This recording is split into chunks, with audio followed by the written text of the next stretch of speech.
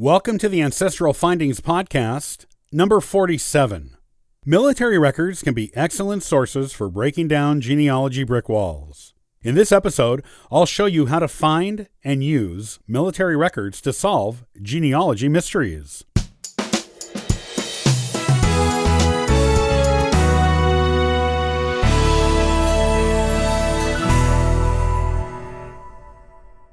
Do you have an ancestor who is a seeming dead end on your family tree?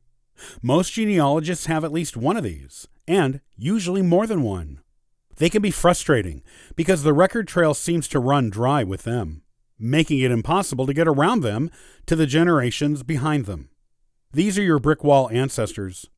The good news is that most genealogy brick walls can be broken down eventually, with enough time, effort, and determination, as well as a healthy amount of thinking outside of the box. Looking at alternative record sources is one way to move past a brick wall ancestor. Military records are one alternative record source that often yields very valuable information you won't find anywhere else. The United States has military records for soldiers who served in every war from the American Revolution onward. In many cases, these are just muster roll records that provide the name, age, place of residence, and service record of an ancestor who served in a war or other military conflict in the service of the United States. However, these records may provide a lot more. The military record itself may provide information on the soldier's nearest relative, medical records for time they spent in military hospitals, information on their time as a prisoner of war, and a record of the pay they received.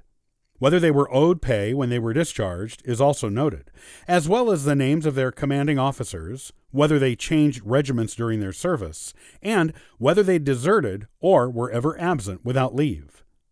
While this information can be very valuable in putting together the details of an ancestor's personal life, the really good genealogical information is usually found in military pension application records. These are generally available for both soldiers and their widows, depending on who applied for the pension.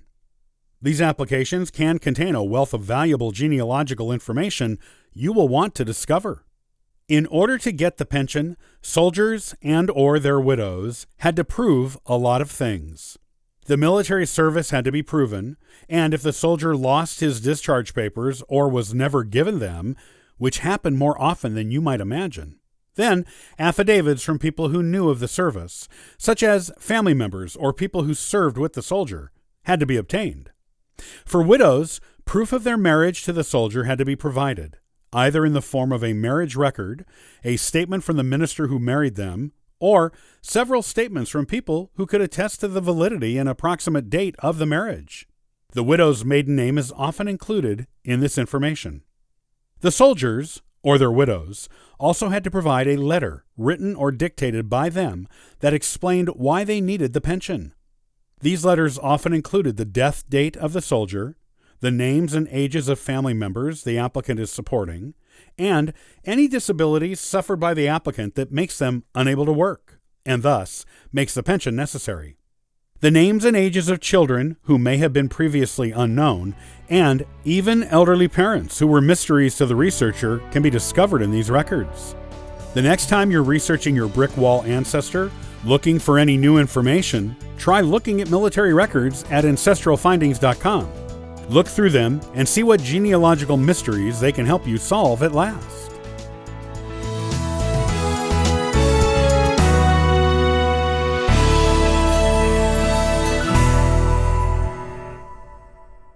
Cemetery records, particularly burial records, are invaluable genealogical resources for discovering unknown ancestors.